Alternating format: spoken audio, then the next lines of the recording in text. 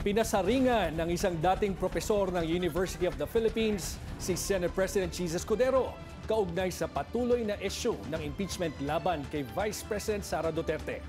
Binanatan din niya ang mga tila pagsisisi pa sa mga bumabalangkas sa konstitusyon dahil sa hindi umano malinaw na pagbibigay ng kahulugan nito. Ang detalye sa Agenda Weekend Report ni Dexter Ganibe ng Abante Radyo. Sa harap ng higit 1,200 na mga nagsipagtapos, inatotsadahan ni UP Professor Emeritus Maria Serena Diokno sa kanyang talumpati sa ika-116 na commencement exercise ng University of the Philippines, Manila, si Senate President Cheese Escudero. May kinalaman ito sa pamumuno ni Escudero sa impeachment court at ang mga naging desisyon niya noong isinampa sa Senado ang Articles of Impeachment, partikular ang interpretasyon sa katagang forthwith. Ano ang silbi ng utak at talento kung walang prinsipyo at tapang upang panindigan ito? Imagine, iisang salita, forthwith, ay ayaw intindihin ng nanunungkulan sa Senado.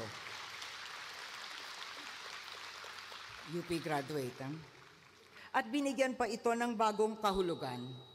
Hindi agad, forthwith, kung hindi 4 na buwan makalipas, o dili kaya kapag may panahon pa ang Senado. Binanatan din ni Diokno ang tila pagsisipa ni Escudero sa mga bumalangkas sa konstitusyon dahil sa hindi umano malinaw na pagbibigay ng kahulugan nito. Dagdag niya, kasalanan ng mga gumawa ng ating saligang batas ang di umano'y kalabuan ng salitang forthwith. Dapat daw, sa halip nito, ginamit ang salitang immediately. What utter nonsense.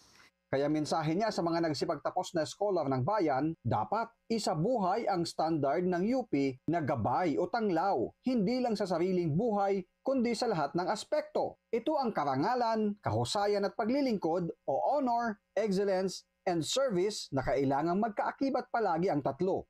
The position does not confer honor. You bring honor to the position, not the other way around. And this applies to UP as well as to our country and every aspect of our lives. Si Diokno ay dating chairperson ng National Historical Commission of the Philippines. Wala pa namang reaksyon si Senate President Cheese Escudero kaugnay dito. Para sa Agenda Weekend, Dexter Ganibe, Abante!